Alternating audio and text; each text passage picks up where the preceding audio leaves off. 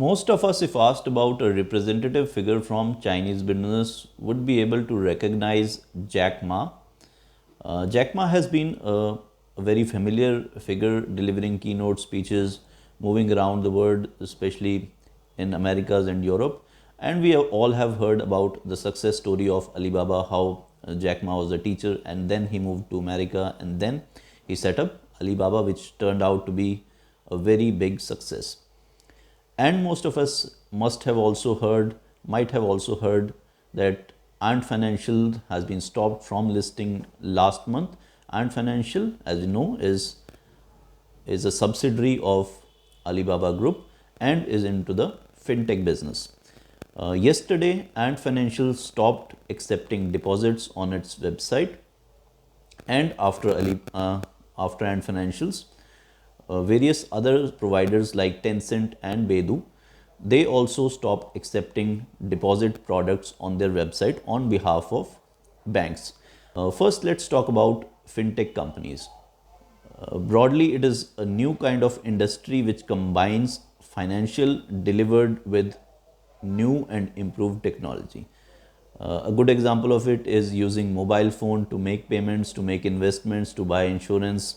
So that is a very common application or software that most of us might have used. So mobile buying, trading investments using mobile phone or making payments through Google Pay, through UPI. This is financial. This is done by financial technology companies which combine financials and technology. Now these kind of innovations are done by two type of companies. First are the established banks. Now a bank could have a financial or technological division where it innovates. It is a brick and mortar bank and it combines latest technology, move on to latest kind of apps, offer different products on its app and various other products using the innovative technology over mobile phone. So this is one kind of business, fintech business done by existing banks. The second type of fintech business are done by startups or companies like Ant Financial, which was an established company, but its subsidiary Ant Financial moved into fintech, providing financial services with combining itself with the innovative technology to make it more convenient for existing users and to bring those who are unbanked into the financial domain so that they could also reach the level of finances that they don't have access to right now. So these two type of companies provide fintech solutions.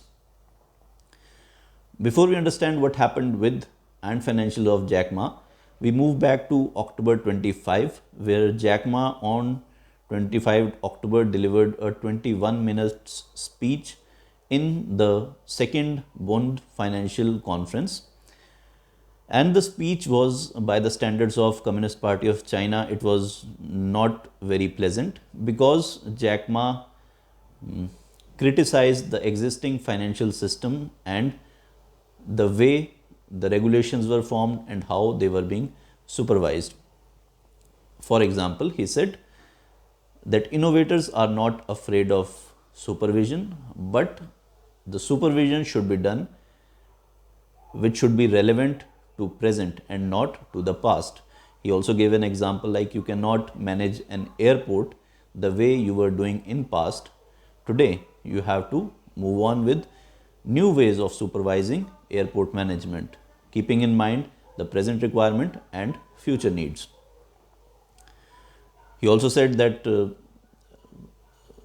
China is not at a threat of financial risk or systemic risk because there is no system. The financials are acting like pawnbrokers. They have a very old mindset. They are not coming up with new technology that is relevant for the time and not relevant for the coming time. After his speech on October 25, in November 1st, some statement from officials came out which said that if you are a technology company and you are dealing in finance, then you have to be under the purview of financial regulations. Because if you are not under the purview of financial regulation, this creates a dislevel playing field and a possibility of black money or unaccountable money that is being moved. So from the speech of Jack Ma, it was clear that there is some disturbance that is going on between the regulators, the government of China through People's Bank of China, and the startups, the business, and the cause of concern is supervision or excessive supervision of fintech companies. If we talk about the business model of Ant Financial, it is a financial aggregator, which means it generates demand from consumers, retail demand for loans from consumers, and then pass on to various banks for underwriting. So it generates demand, a lot of demand, combine them, a financial aggregator, and then pass it on to banks for lending or for underwriting.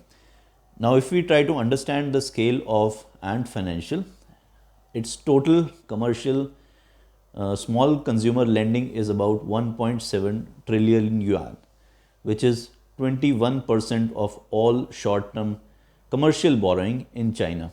So this is so Ant Financial has quite a scale which put the system at a systemic risk if this risk is not regulated.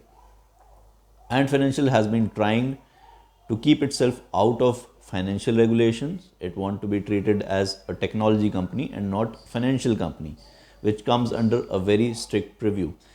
But it also prevents the systemic risk. This also partially gives us an idea of how far or how deep the debt problem in China is at present. So although the debt problem is everywhere in the world, but in China also, because 21% of short-term consumer borrowing is just being done by Jack Ma's Ant Financial, and only 2% of it is on its balance sheet, because Ant Financial is a financial aggregator. It collects demand, pass it on to banks for underwriting, and charges a commission from the lender bank. And only 2% of this total 1.7 trillion yuan's lending is on Ant Financial's balance sheet.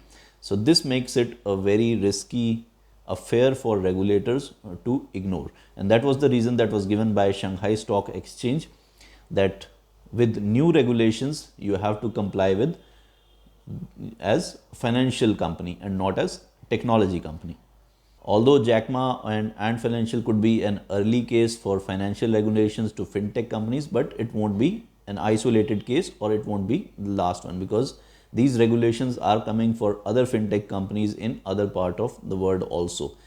Because if it is a financial risk, it has to be shown in the balance sheet so that appropriate risk covering measures could be taken. Yesterday, Alibaba removed the product that it was selling, accepting deposit for or on behalf of banks, and after Ant Financials, other companies that were offering the same product like Tencent and Baidu, they also removed the product of accepting deposits on their platform for on behalf of other banks. The regulatory reason given for this was that small banks were picking up deposits from these tech companies. So people were buying or they were depositing through these tech companies to banks which were not having the credit risk, or they were increasing their credit risk by taking these deposits. We have also seen that this technology has been misused because of being unregulated in India as well.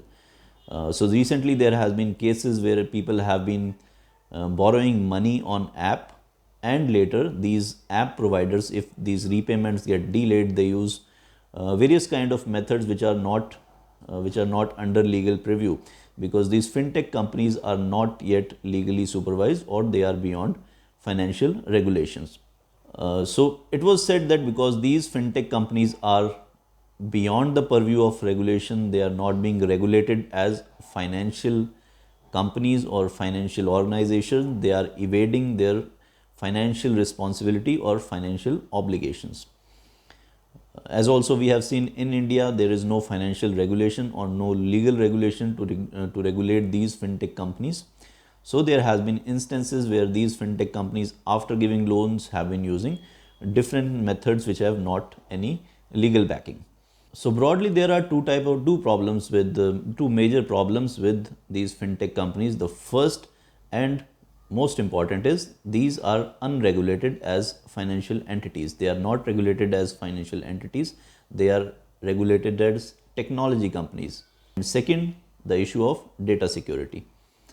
Among these, the first issue is very, very important, especially for regulators, because they don't want technology companies to be unregulated if they are accepting deposits on behalf of banks from people, or they are giving loans to people on behalf of banks, because that increases the risk of bank.